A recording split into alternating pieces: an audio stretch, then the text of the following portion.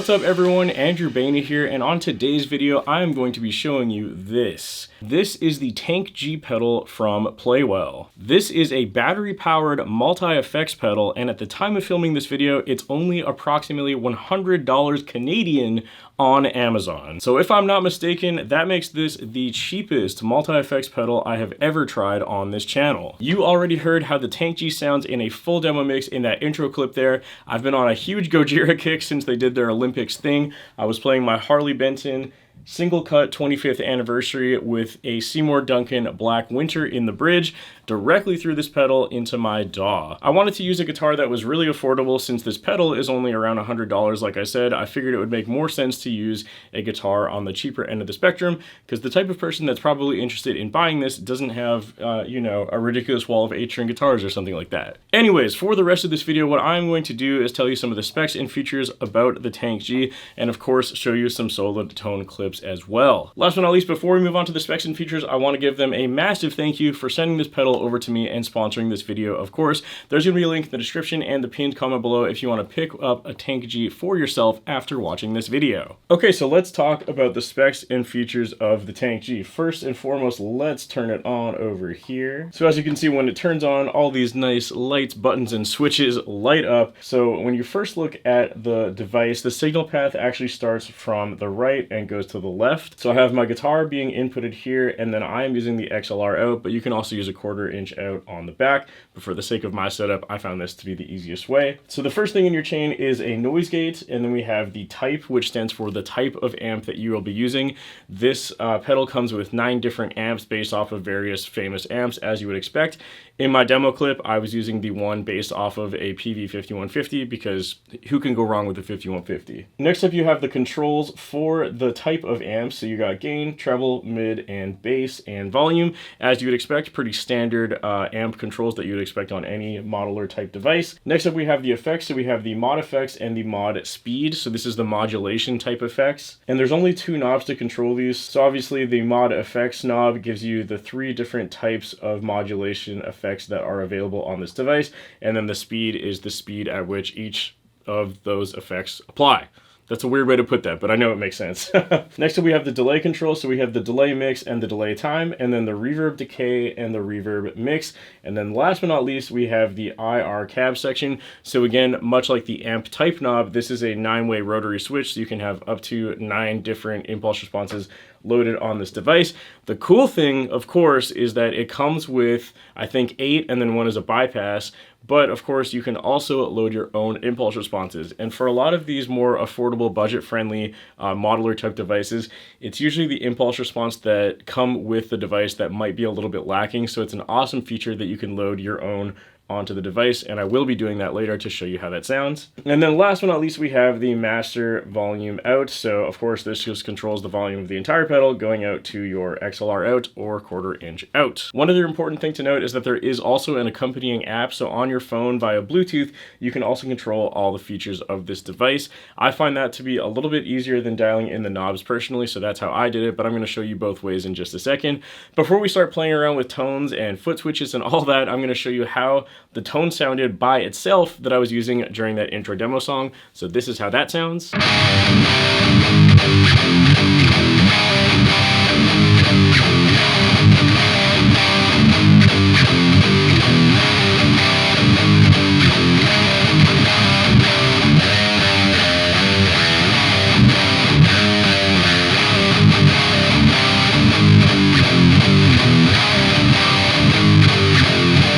Okay, so now we're going to move on to the actual functionality of the device and how it works. So as you can see across the bottom, there are 4 different foot switches, and there are 3 different modes at which you can use this device. So by default, it's going to be in preset mode, and as you would expect, you have 4 presets available. So you got A, B, C, and D. So in preset mode, it works as you would expect. You can switch between the 4 presets using their respective buttons.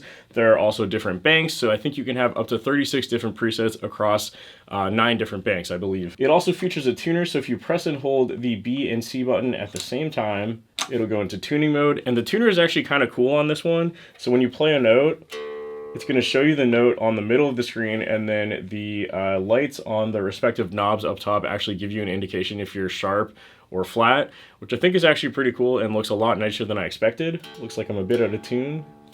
We only need the bottom 3 strings anyways. And then of course to get out of the tune, you just press those 2 again and you go back to preset mode on the preset you were on. So the other cool function about this is that you can also enter something called live mode. So instead of pressing and holding, if we just tap B and C at the same time, you'll see that it says L, which now stands for live mode. And this is where you can actually start to edit the different knobs and save it as a preset. So it kind of tricked me out at first because I was trying to play with the knobs on preset mode and nothing was working. And it turns out you just have to be in live mode to actually make any adjustments, which actually makes sense and is kind of cool. So if you're using this live and are in preset mode, there's no risk of accidentally changing your tone, which is pretty neat. Another nice thing about the Tank G is when you're in live mode, there are different options for each of these 4 pedal-like buttons. So you can see A, B, C, D, and then beside it, it says what each one does when it's in live mode. So instead of A being preset A, it now becomes reverb, B is delay, C is modulation, and D is amp. Pretty self-explanatory. So you can turn each one off respectively or on like so. So for example, if we wanted to play around with the amp settings, we would turn on the amp section right there. And then from here, we can choose the different types of amp. We can play with the gain, the treble, the middle, the bass, the volume, so on and so forth. And then same for the modulation, same for the delay, and same for the reverb respectively. So that's enough talk. Let's hear how this actually sounds. I already showed you how the tone I was playing sounded, which again was like this.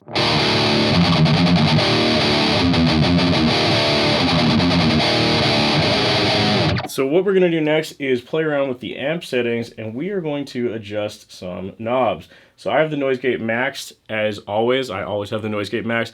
I actually think the noise gate could go a little bit farther in my opinion, but I think the average person probably won't feel that way. Anyways, let's play around with it. So on the type knob, this is where you're going to select the different type of amp that you can use. So let's go ahead and play with that.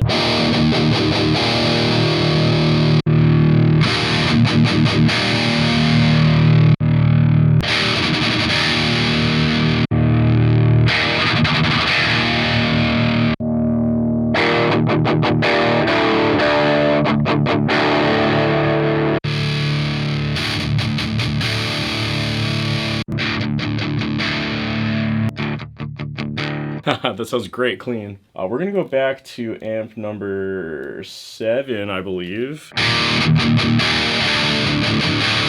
And then I'm gonna play around with some of these knobs. So let's put the gain at, let's start everything at noon. How about that? Make things nice and easy for us, other than volume, which we'll leave at full.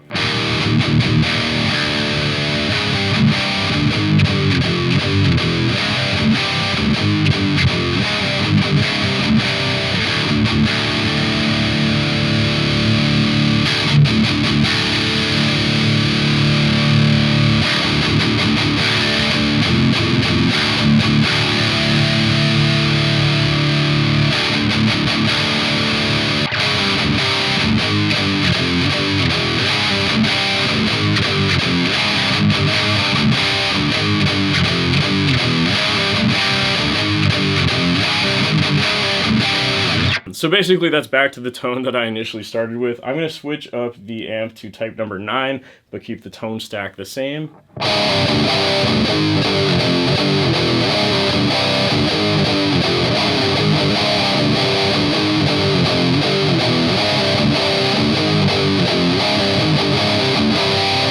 So yeah, I definitely found that amp 7 sounded the best in my opinion. I honestly didn't really use any of the crunch or clean amps because, let's face it, if you know my channel, you know that's not what I'm about. So I stuck to amp 7, 8, and 9 since those ones are the high gain amp sims. Okay, so next up we're going to turn on the mod option. So again, this is going to light up both the mod speed and the mod effects.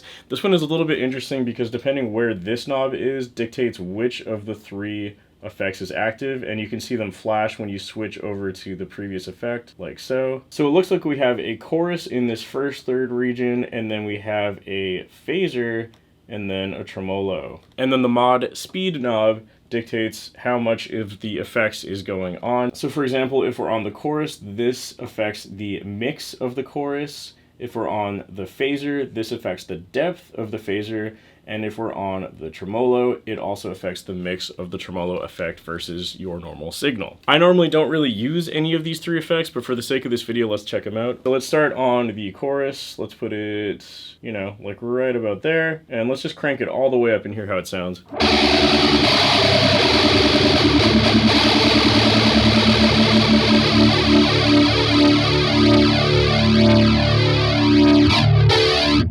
Okay, we're not going to crank it all the way up because that sounded crazy. Okay, I think I got it sounding pretty good now.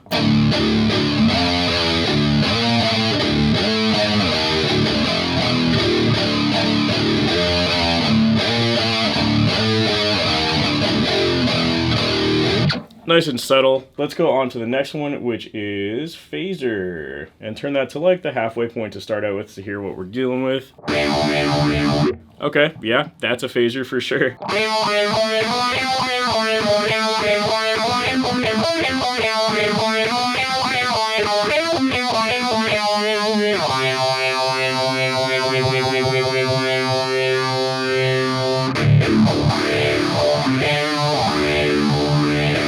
Okay, next up, let's move on to the tremolo effect.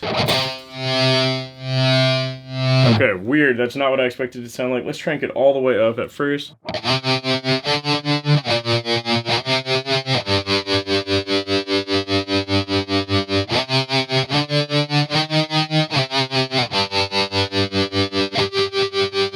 Okay, pretty cool. Let's change it a little bit. Let's go near the beginning of the effect so it's a little less intense.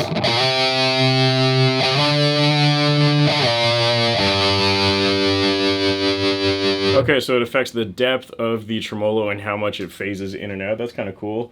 Let's put the speed to like half.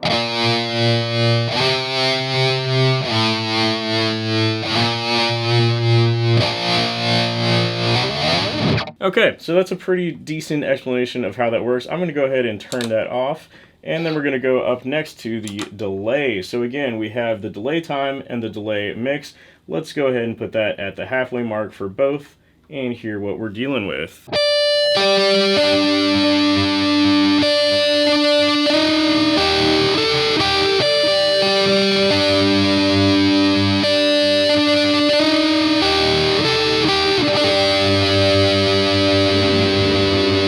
I'm actually going to switch my amp type here really quick back to something more like clean or crunchy.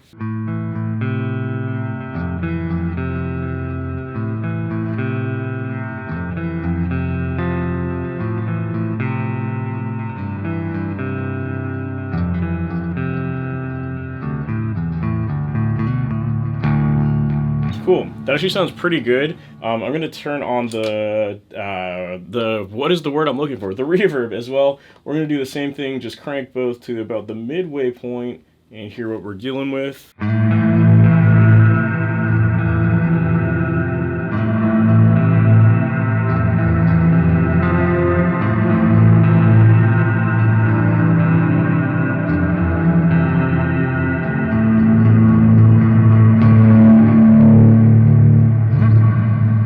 Okay, again, I'm actually pretty impressed with how the reverb and delay sound on this. They're a lot better than I thought they would be. The only thing to note is if you are using this as a recording device, there doesn't appear to be any way to sync the delay up to a DAW, so you're kind of at the mercy of guessing on the delay time.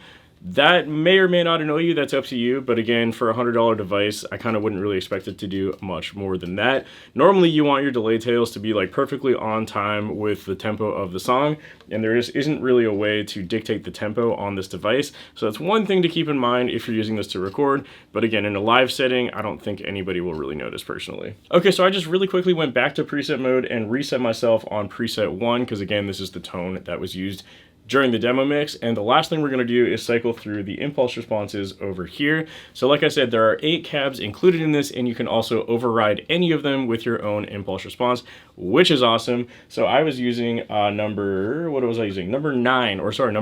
So what we're going to do is go ahead and use the same tone and just cycle through some of the options.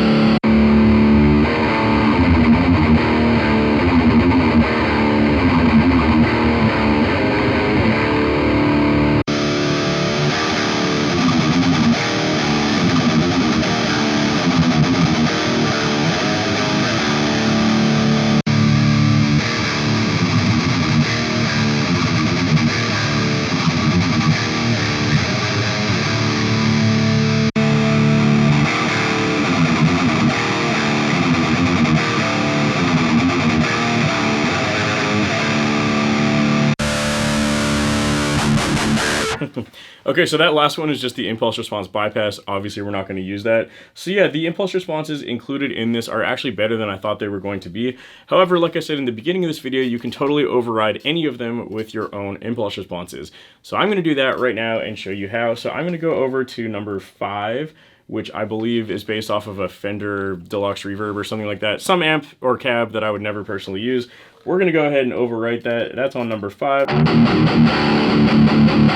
So that's not really an impulse response that I personally could ever see myself using. So we are going to overwrite that. I'm going to be using one of Buster Odom's own impulse responses. This is one that I use a ton on my personal computer. Personal computer, what am I, like 100 years old? My PC, my DAW, whatever, you know what I mean. Anyways, we're going to overwrite number 5 with an impulse response that I use all the time because I know that I love it, and I'm going to show you how to do that right now. So once you have the app open, all you have to do is connect to your device using Bluetooth. You can see when you go scan nearby devices, it's going to pop up as Tank G. Click that, it's going to connect. And then once you're connected, you can actually totally control basically any aspect of the pedal using your phone instead. So again, if we cycle through, we see all the amp options, the noise gate, the mod, the delay, the reverb, and the impulse response.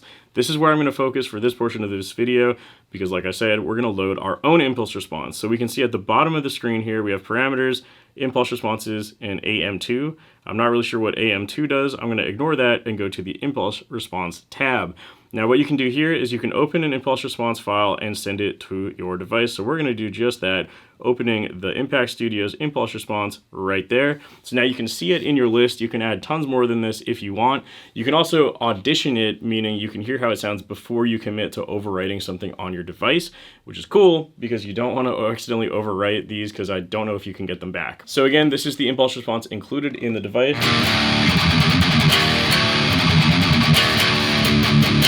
So I don't want to overwrite that one because I actually like how it sounds. So let's go back to the impulse response section on the app and switch over to number 4. Sure, I don't really like that one. Let's replace that. So back to the impulse response tab, and then on the impulse response that I added to here, we're going to go audition. It's going to send the impulse response to the device, and now it should sound way different.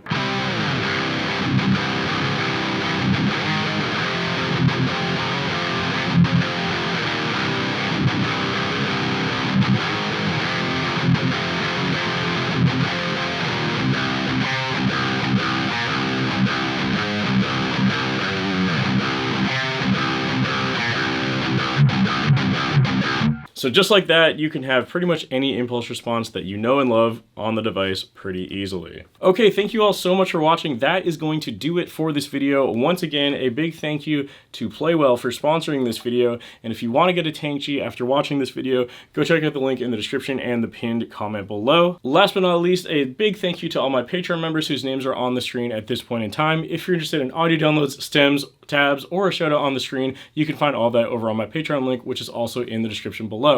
Thank you so much for watching. I'll see you next time.